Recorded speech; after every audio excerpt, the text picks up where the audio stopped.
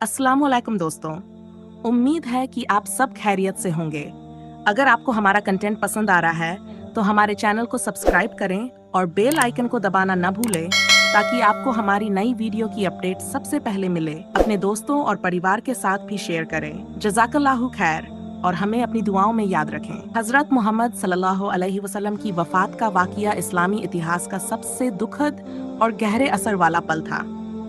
उनके जाने का दर्द न केवल मदीना बल्कि पूरे इस्लामी जगत के लिए असहनीय था। हजरत आयशा अपने आंसुओं को छिपाते हुए उनके आखिरी लम्हों को बयां करती हैं।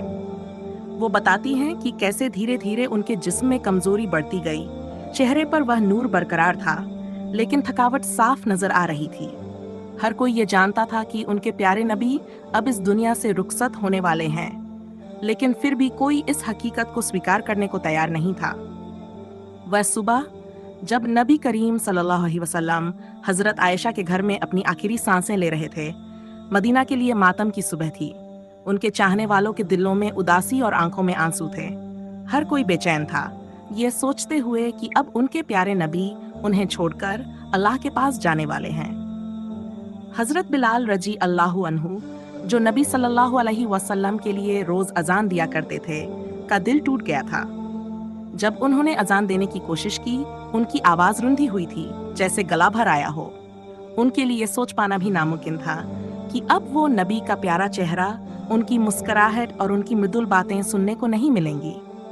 मदीना की गलियों में हर इंसान एक ही सवाल पूछ रहा था, रसूल अल्लाह सल्लल्लाहु अलैहि वसल्लम की तबीयत अब कैसी है? दिलों में गहरा दर्द था और एक अदृश्य डर सबके चेहरों पर नजर आ रहा था।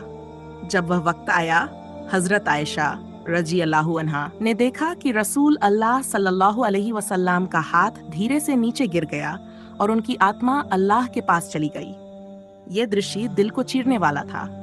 जब यह खबर मदीना में फैली तो हर इंसान गम में डूब गया। हजरत उमर रजी अल्लाहु इस खबर को सुनकर गहरे सदमे में थे।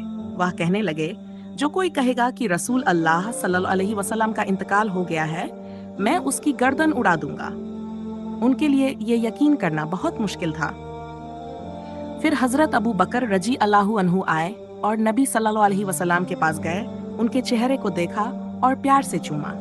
उन्होंने कहा, आप जिंदा थे तब भी कितने हसीन थे और अब वफात के बाद भी आप हसीन लग रहे हैं। फिर उन्होंने लोगों को संबोधित करते हुए कहा, जो कोई मोहम्मद को मानता है वह जान ले कि मोहम्मद सल्लल्लाहु अलैहि वसल्लम की वफात हो गई है, और जो अल्लाह को मानता है वह जान ले कि अल्लाह जिंदा है और कभी नहीं मरेगा। हजरत अबू बकर के इन शब्दों ने लोगों को सच्चाई का एहसास कराया। हजरत उमर रजी अल्लाहु भी अब हकीकत को समझ चुके थे। उनकी तलवार उनके हाथ से गिर गई और वो रोने लगे। नबी करीम सल्लल्लाहु अलैहि वसल्लम की जनाजे के दौरान मदीना की हर गली और चौराहा मातम में डूबा था। लोग खामोशी से उनकी अंतिम यात्रा में शामिल हो रहे थे, लेकिन उनके दिलों में गहरा दर्द था। हर इंसान ये महसूस कर रहा था कि दुनिया का सबसे बड़ा रहमत देने वाला अब हम में नहीं रहा।